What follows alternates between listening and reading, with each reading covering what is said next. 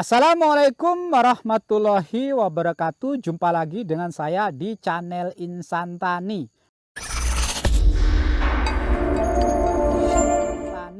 Pada pertemuan kali ini kita akan bahas campuran pupuk urea dengan pupuk TSP.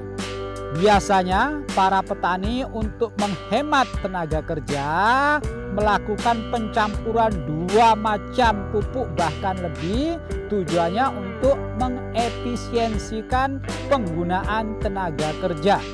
Nah, pertanyaannya, bolehkah pupuk urea kita campur dengan pupuk TSP?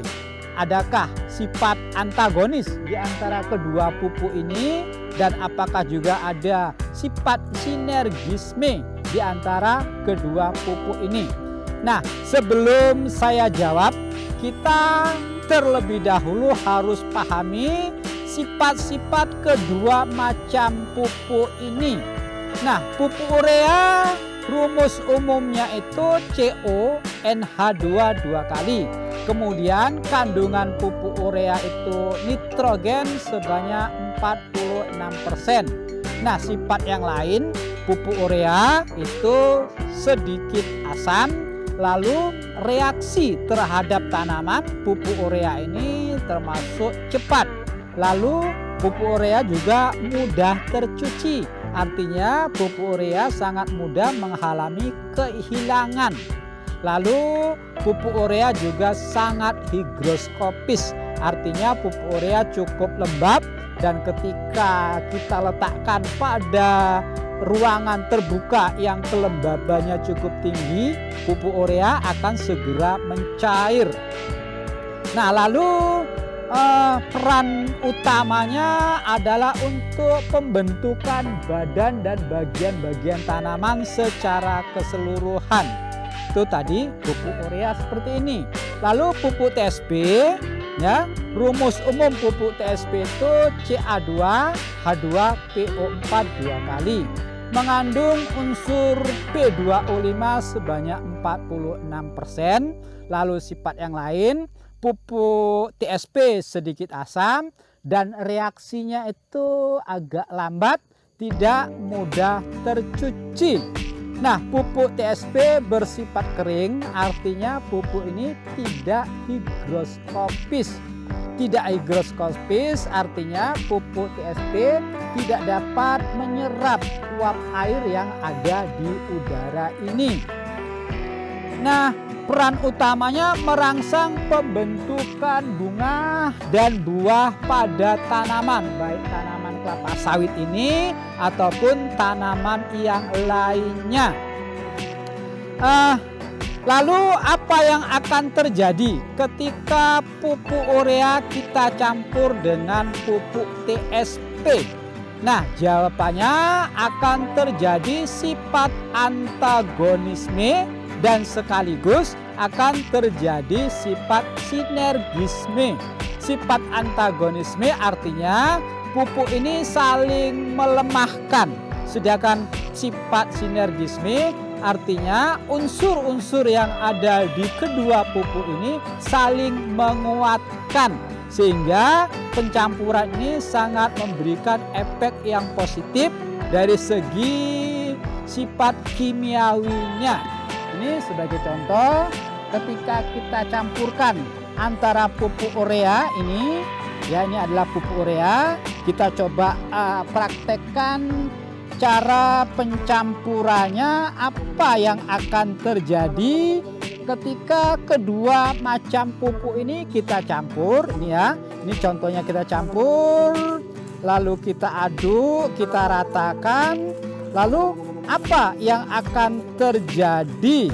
Nah, ketika sesaat setelah kita campur, pupuk ini tidak menunjukkan antagonisme, dan secara kimiawi penyerapan unsur fosfat dari pupuk TSP ini akan meningkat jika ketersediaan unsur N dalam tanah cukup tersedia. Demikian juga penyerapan unsur N itu akan menjadi lebih cepat jika unsur fosfat yang ada di dalam tanah itu cukup tersedia. Inilah yang dimaksud dengan sifat sinergisme. Artinya antara unsur N dengan unsur P yang ada di dalam pupuk ini saling menguatkan dalam hal penyerapan unsur-unsurnya. Lalu pada perkebunan besar selalu memberikan pupuk TSP terlebih dahulu. Ya, pupuk TSP ini kita aplikasikan terlebih dahulu. Selang 1 bulan kemudian baru kita aplikasikan pupuk urea. Nah, apakah tanaman ini akan menyerap unsur fosfat terlebih dahulu, baru kemudian tanaman akan menyerap unsur N? Jawabannya tentu tidak, karena tanaman ini akan menyerap unsur N, P, dan K itu secara bersamaan. Karena pupuk TSP lambat tersedia bagi akar tanaman, maka pemberiannya harus didahulukan dengan tujuan 1 bulan setelah aplikasi pupuk TSP ini unsur fosfat baru mulai terserap akar. Pada saat inilah kita aplikasikan pupuk urea, sebab pupuk urea ini akan langsung terserap oleh akar tanaman kelapa sawit ini. Lalu apakah salah jika para petani melakukan pencampuran urea dan TSP lalu diaplikasikan kepada tanaman? Jawabannya tergantung jenis tanaman. Jika tanaman yang saat dipupuk berada pada fase vegetatif dan 1 bulan kemudian tanaman memasuki fase generatif, maka ini sangat bijaksana. Artinya saat melakukan pemupukan, unsur yang paling dibutuhkan adalah unsur nitrogen, karena unsur ini dapat langsung diserap oleh akar tanaman. Dan 1 bulan kemudian saat tanaman menjelang pembentukan bakal bunga dan buah, maka unsur yang paling banyak dibutuhkan adalah unsur fosfat. Nah, unsur fosfat ini disediakan oleh pupuk TSP yang saat pengaplikasiannya kita campur pada 1 bulan yang lalu.